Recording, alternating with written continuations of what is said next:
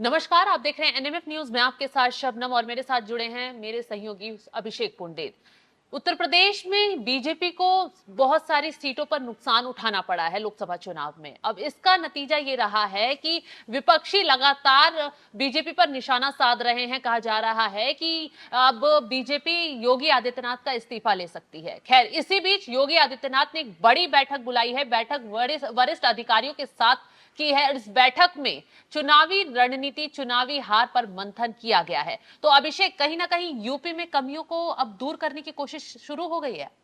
UP में शबनम, मुझे लगता है कि कमियां योगी आदित्यनाथ की नहीं है। बिल्कुल, योगी आदित्यनाथ जिस तरीके से उत्तर प्रदेश में काम कर रहे हैं उसी का नतीजा है कि उत्तर प्रदेश में क्राइम कंट्रोल हो गया।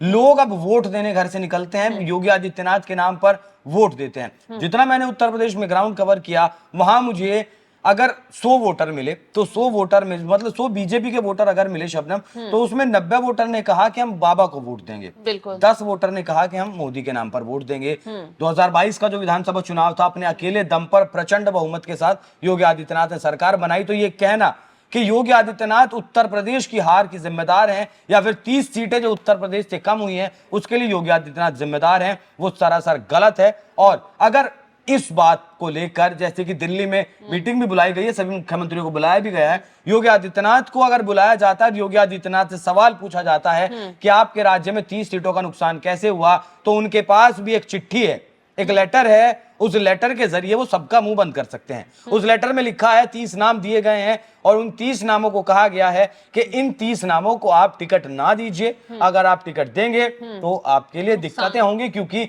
इनकी छवि खराब हो चुकी है। लेकिन बावजूद इसके सिर्फ एक नाम काटा गया, बाकी सबको टिकट दे दिया गया। और मजे की बात देखिए, सब हार गए, एक नहीं जीता, सब हार गए। तो योगी आदित्यनाथ जमीन पर काम करते हैं, उन्हें पता है कि कौन नेता कितना प्रभावशाली है, कौन नेता के प्रति जैसे है। चुनावी नतीजे सामने आए, सीएम योगी ने तुरंत बैठक बुलाई। उन्होंने शाम को ही एक बड़ी बैठक की, हार पर मंथन किया और उन नेताओं से, अधिकारियों से बात की कि आखिर ऐसी क्या वजह रही। तो कहीं ना कहीं एक तो मौजूदा सांसदों को दोबारा टिकट देना, और जैसे कि अयोध्या वाले सांसद को टिकट दिया गया और वहां ये हुआ कि फैजाबाद सीट बीजेपी के हाथ से निकल गई। वहां कमियां ये निकल कर आ रही हैं कि वो सांसद कभी लोगों से जुड़ने के लिए गए नहीं, जमीनी स्तर से कभी बातचीत ही नहीं की, तो उसका नुकसान बीजेपी को उठाना पड़ गया। इसी के साथ एक ये भी बात है कि आरएसएस से दूरी कहीं ना कहीं बीजेपी को महंगी पड़ी है। जेपी नड्डा ने चुनावों के दौरान आरएसएस पर एक बयान दिया। उन्होंने कहा कि ये एक वैचारिक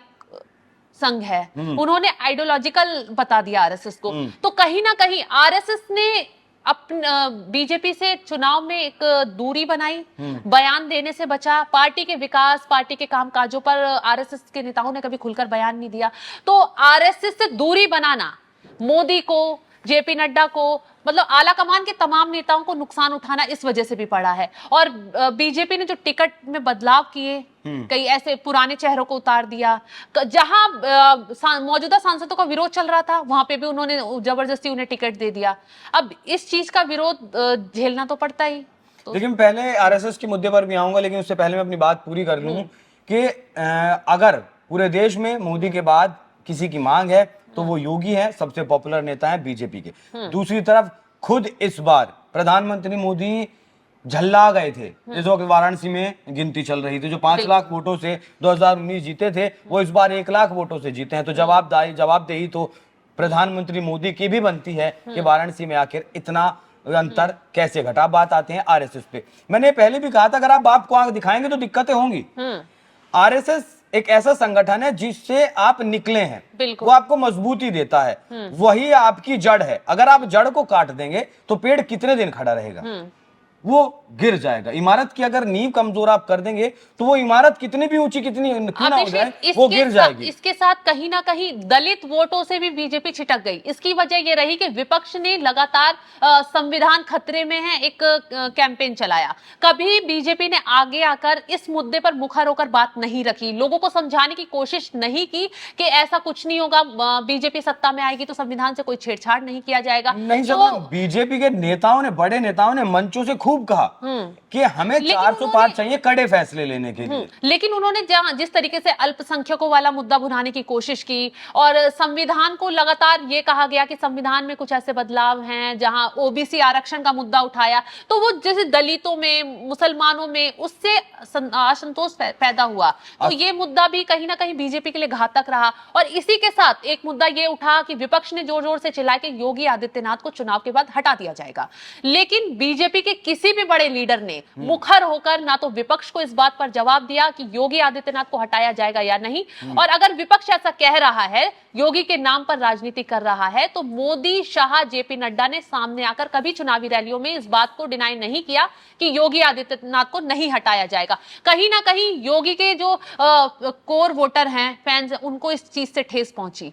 वो इस तरीके प्रचार करने के लिए सुस्त रहे, वो आगे निकल कर नहीं आए। तो ये रीजन भी बीजेपी को नुकसान पहुंचाने का रहा है। देखिए, योगी आदित्यनाथ को अगर हटाना है बीजेपी को, आला कमान का फैसला होगा तो वो हटा ले। 2027 में उत्तर प्रदेश के चुनाव होने हैं, अगर वो जो प्रचंड बहुमत के साथ सरकार बनाई थी, उस सरकार का अगर 20% वोट ले आए जी, तो आप मुझसे सवाल जवाब कर लेना, आप भी यही है, मैं भी यही हूँ। बिल्कुल। योगी आदित्यनाथ का हिंदू वोट बैंक नहीं है उत्तर प्रदेश में, या वो हिंदुओं की राजनीति करते हैं, वो कानून की राजनीति करते हैं, वो काम की राजनीति करते हैं, विकास की राजनीति करते हैं। और जब एक सन्यासी जो है राजनीति करता है और वो सही राजनीति करता है, तो उसके जैसा राजनेता नहीं होता। अब आपने पूछा आरएसएस वाला जो सवाल था, आरएसएस वाला सवाल मैंने आपको बताया कि आरएसएस के बिना बीजेपी अधूरी है। अगर बीजेपी को लगता है कि वो आरएसएस से बड़ी हो चुकी है और आरएसएस के बिना वो जीत दर्ज कर सकती है, तो उसका जो भ्रम था वो टूट गया। और योगी आदित्यनाथ ने जिस तरीके से मीटिंग बुलाई है, और हाँ, एक बात और गौर करने वाली है शबनम, 4 तारीख में जैसे नतीजे आए और तस्वीर शाम तक होते होते साफ हो गई, और आज आप 6 तारीख को हम बात कर रहे हैं, तो 4 तारीख में बैठक जरूर बुलाई योगी आदित्यनाथ ने, लेकिन कोई प्रतिक्रिया सामने नहीं आई। 5 तारीख में योगी आदित्यनाथ ने बैठक जरूर बुलाई, लेकिन कोई प्रतिक्रिया सामने नहीं आई, और आज 6 तारीख में भी कोई प्रतिक्रिया योगी आदित्यनाथ की सामने नहीं आई। और योगी आदित्यनाथ की ये चुप्पी, मुझे ऐसा लगता है कि वो जो तूफान से पहले आने वाली जो शांति होती है, कहीं वो ना हो, मुझे इसका अंदेशा लग रहा है। क्योंकि अगर मोदी सरकार की तरफ से, मोदी के जो बड़े मंत्री हैं उनकी तरफ से योगी आदित्यनाथ से सवाल किया गया, तो उत्तर प्रदेश की राजनीति में अगर भूचाल आएगा तो फिर देश की राजनीति में भी भूचाल आएगा। तो यानी कि अब एनडीए में नरेंद्र मोदी ने दिल्ली में बीजेपी शासित मुख्यमंत्रियों को बुलाया है, जिसमें योगी आदित्यनाथ भी शामिल हो सकते हैं। और इसी बीच योगी आदित्यनाथ एक बड़ी बैठक कर रहे हैं, जिसमें चुनावों को लेकर मंथन किया जा रहा है। तो आने वाले वक्त में उत्तर प्रदेश से एक बड़ी खबर भी सुनने को मिल सकती है। जो सवाल था कि जो आरक्षण के मुद्दे को लेकर जो नैरेटिव बनाया गया विपक्ष की तरफ से, तो इसमें मुझे नहीं लगता कि बीजेपी के नेताओं की कमी है। उन्होंने भरपूर कोशिश की मंचों से इस बात को बताने की कि हमें आरक्षण नहीं खत्म करना है, हमें संविधान नहीं बदलना है। ये गलती रही बीजेपी का जो आईटी सेल है, वो विपक्ष के का जो नैरेटिव था उसे तोड़ने में नाकामयाब रहा। वो जो पिच थी नरेंद्र मोदी की, सोशल इंजीनियरिंग करना, सोशल मीडिया के जरिए लोगों तक पहुंचना, जन जन तक पहुंचना, वो काम इस बार बीजेपी का सोशल मीडिया नहीं कर पाया, और वो काम किया इस बार कांग्रेस के सोशल मीडिया ने। और यही कारण भी है शबनम, जो आंकड़े आए थे उसमें जो रीच थी वो कांग्रेस पार्टी की, राहुल गांधी की ज्यादा थी, ना कि प्रधानमंत्री मोदी की ज्यादा थी। तो जो नैरेटिव तोड़ने का काम करना था बीजेपी को, वो बीजेपी का आईटी सेल नैरेटिव तोड़ने का काम नहीं कर पाया, और यही आरक्षण के मुद्दे पर बीजेपी को मात झेलनी पड़ी, और ये नतीजे सामने आए। तो यानी कि सीएम योगी की एक अब बड़ी बैठक चल रही है, जल्द ही एक कोई बड़ा फैसला निकलकर सामने आ सकता है। चुनावों को लेकर क्या कुछ कमी रही, इसको लेकर भी एक रणनीति तय की जा सकती है। तो जल्द ही एक बड़ी खबर उत्तर प्रदेश से सुनने को मिल सकती है। पल पल की अपडेट के लिए आप बने रहिए हमारे साथ। नमस्कार।